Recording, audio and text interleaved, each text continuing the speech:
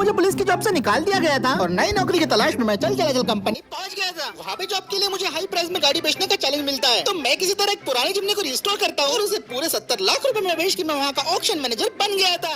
तो आज मेरे दिन की शुरुआत हुई थी नए वाले ऑक्शन के साथ। आज हमारे ऑक्शन में काफी महंगी और लग्जरी कार सेल होने के लिए आई थी, जिसमें शामिल थी टोयोटा की नई वाली लैंड क्रूजर, फोर्ड की एंडेवर, लैंड रोवर की डिफेंडर और एक हमारी देसी गाड़ी महिंद्रा की XUV 500 जो की ऑरेंज कलर में थी। सबसे पहले तो मैंने पूरे माहौल वहाँ पे क्रिएट किया, एक हाइप बनाई और उसके बाद बारी थी यहाँ पे बोली लगाने की। सबसे पहले बारी थी लैंड क्रूजर की, जिसपे बोली लगना शुरू हो जाती है। तो हमारे पास यहाँ पे टोयोटा लैंड क्रूजर मॉडल 2023 का और इसकी शुरुआती प्राइस रखी है 80 लाख रुपए। 80 लाख में कौन लेगा इसको? 80 में कौन लेगा? 80 लाख 50,000। अरे क्या बात है, शुरुआत बहुत अच्छी हुई है, लेकिन थोड़ा सा और आगे बढ़ाओ, थोड़ा सा और आगे बढ़ाओ। 80 लाख 70,000। चलो बढ़िया, लेकिन 90 लाख तो जा सकती है गाड़ी में, बोल रहा हूँ 90 लाख। 9 लाख। क्या बात है, 92 लाख के आगे कोई जा सकता है? 92 लाख 5,000। 95 lakhs only। 95 तक पहुंच गई तो 96 भी जा ही सकती है। कम ऑन, यहाँ सिर्फ 5,000 किलोमीटर चली है ये। 99 lakhs। क्या बात है भाई साहब, लेकिन 1 करोड़ वाला कोई इंसान आप में से कौन महान व्यक्ति 1 करोड़ वाला? 1 करोड़। अब ऐसा करते करते लैंड क्रूजर की बोली तो 1 करोड़ 50 लाख तक चले गई थी, लेकिन तभी एक भाई साहब लैंड क्रूजर के लिए एक भयानक प्राइस बोल देते। सब बकवास बंद करो, 2 करोड़ में वो गाड़ी मुझे चाहिए। बाप रे, 2 करोड़ रुपए,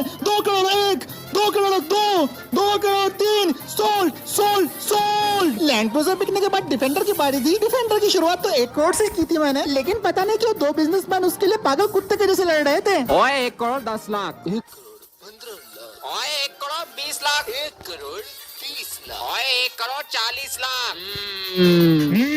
1 करोड़ 50 लाख। 1 करोड़ 55 लाख। ऐसा करते करते हमारी डिफेंडर फाइनली बिक जाती है 3 करोड़ 75 लाख रुपए में। और जब नई वाली एंडेवर की बारी आई तो उसकी बोली तो शुरू होने से पहले ही खत्म हो गई। एक फोर्ड का बड़ा सा फैन बॉय वहाँ पे आया था और उसने आते बराबर ही बोल दिया, मुझे वो गाड़ी चाहिए, वो भी 1 करोड़ में। एंडेवर के लिए इतना बड़ा प्राइस सुन के तो मैंने उसे फटाक से बेच दिया। लेकिन नाइंसाफी तो महिंद्रा XUV 500 के साथ हुई, जो कि सिर्फ 10 लाख रुपए में बिकी। पहला बैच यहाँ पे खत्म हो चुका था और अब दूसरे बैच की बारी थी। इस बैच में टोयोटा इनोवा, महिंद्रा की बोलेरो और HMT ट्रैक्टर जैसे व्हीकल शामिल थे। इनोवा टोटल 25 लाख रुपए में बिकती है, बोलेरो बिकती है 16 लाख में। और अब बारी आ गई थी ट्रैक्टर पे बोली लगाने की। फिर मैं वहाँ पे अनाउंस करने लगता हूँ, आज हमारे पास एक HMT 5911 जिसे बिल्कुल हूबहू सिद्धू बाजी के ट्रैक्टर के जैसा मॉडिफाइड किया गया है। इसकी बोली शुरू होती है सीधा 20 लाख रुपए से। 20 लाख के ऊपर कौन देना चाहेगा? 20 लाख 1, 20 लाख 25 लाख रुपए। अरे वाह क्या बात है, लेकिन थोड़ा और आगे जा सकता है। मैं बोल रहा हूँ ये बहुत अच्छा मॉडिफाइड किया गया है इसको। 30 लाख 40 लाख 75 लाख 76 लाख 80 लाख और देखते ही देखते HMT ट्रैक्टर का स्पेशल एडिशन 95 लाख में सोल्ड हो जाता है। अब आज का हमारा ये ऑक्शन खत्म हो गया था। फिर इसके बाद मैं ऑफिस में थोड़ा काम पे बैठ जाता हूँ। जिन लोगों ने ऑक्शन में कार्स को परचेज किया था उन सारे कार्स के मैं डॉक्यूमेंट्स रेडी कर रहा था। मुझे इस बात को एश्योर भी करना था कि हर गाड़ी की पेपर क्लियर होने चाहिए। सारे डॉक्यूमेंट सबमिट होने के बाद मेरा यहाँ का काम खत्म हो गया था और मैं सीधा अपने घर के लिए निकल रहा था। लेकिन जैसे मैं अपने ऑफिस से बाहर जाने लगा तभी मुझे आवाज आती है, ओ मूसा भाई। अरे मूसा भाई, मैं तुम्हें कब से ढूंढ रहा हूँ, आप कहाँ थे? ये मेरे मैनेजर थे, तो मैं इन्हें देख के बोलता हूँ गुड मॉर्निंग सर, और फिर इनके पास जाके इन्हें बोलने लगता हूँ, क्या हुआ सर, आपने मुझे बुलाया, कोई काम वगैरह था क्या? तो वो मुझे बोलने लगते हैं, वैसे मैं इन दिनों देख रहा हूँ कि तुम काफी बढ़िया गाड़ियाँ बेच रहे हो ऑप्शन में। अरे थैंक यू सर, मैं तो और भी अच्छे से काम करने की कोशिश कर रहा हूँ बस। पर इतना हमारी कंपनी के लिए काफी नहीं है मिस्टर मूसा।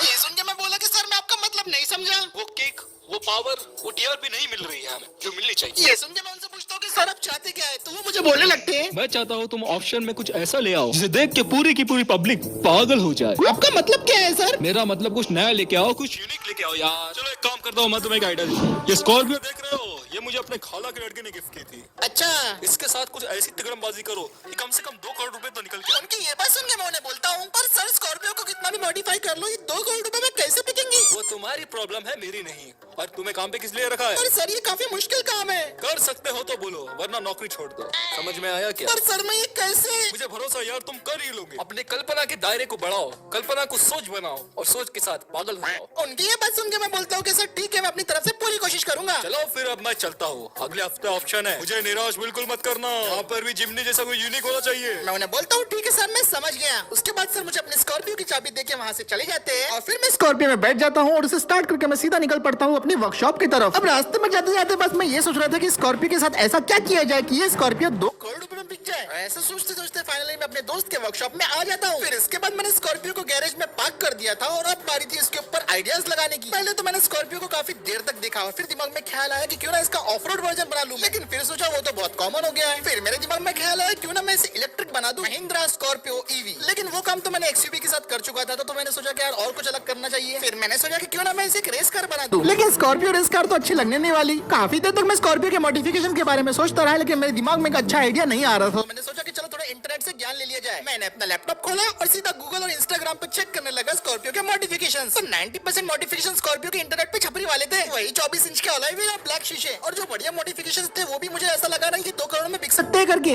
1 eternity later. पूरे 3 घंटे रिसर्च की, लेकिन फिर भी मुझे कोई आइडिया नहीं आया और पूरी तरीके से मैं थक चुका था। पीठ भी काफी दुख रही थी, तो मैंने सोचा कि चलो थोड़ा सा बाहर से घूम के आ जाए। अब बाहर जाके मैंने थोड़ी सी वॉक करी, फिर उसके बाद मैंने कुछ नाश्ता किया और एक बाइक पे जाके बैठ गया। एक ही चीज चल रही थी दिमाग में कि कहां से लाऊं वो यूनिक मॉडिफिकेशन जो स्कॉर्पियो को 2 करोड़ में बिकवा दे। और जब मैं ये बात सोचते हुए बैठा ही था, तभी सिग्नल के पास एक हमर की लिमोजिन आके खड़े हो जाती है। उसे देख के मैं काफी शॉक था, क्योंकि मैं अपने शहर में इसे पहली बार देख रहा हूँ। और इसको थोड़ा घूर के देखने के बाद मेरे दिमाग में एक आइडिया आता है जो कि बहुत दिनों से सोया हुआ था। मैं समझ गया था कि हर चीज के पीछे कोई ना कोई मकसद तो जरूर होता है, और इस लिमोजिन को देख के मेरे दिमाग की बत्ती जल गई थी। मैं फौरन अपने बाइक से उठा और सीधा भागते हुए पहुंच गया अपने वर्कशॉप में, और स्कॉर्पियो को स्टार्ट करके सीधा मैं निकल पड़ा एक नई वर्कशॉप की तरफ, क्योंकि जो मैंने काम सोच के रखा था वो छोटी मोटी वर्कशॉप में तो बिल्कुल भी नहीं होने वाला। मैं अपनी स्कॉर्पियो को फुल स्पीड पर ड्राइव करता हूँ और सीधा पहुंच जाता हूँ बबलू मैकेनिक की वर्कशॉप में। वर्कशॉप में पहुंचने के बाद मैं फौरन अपनी गाड़ी को पार्क कर देता हूँ और गाड़ी से उतर के सीधा बबलू मैकेनिक से मुलाकात कर लेता हूँ। और फिर स्कॉर्पियो को मॉडिफाई करने का सारा के सारा प्लान मैं बबलू मैकेनिक को बता देता हूँ। बबलू मैकेनिक मेरी सारी की सारी बातें सुनते हैं और सारा प्लान सुनने के बाद वो मुझे बोलने लगते हैं, देखो तुम्हारा मॉडिफिकेशन यूनिक और मस्त तो जरूर है, लेकिन ये कामयाब होगा या नहीं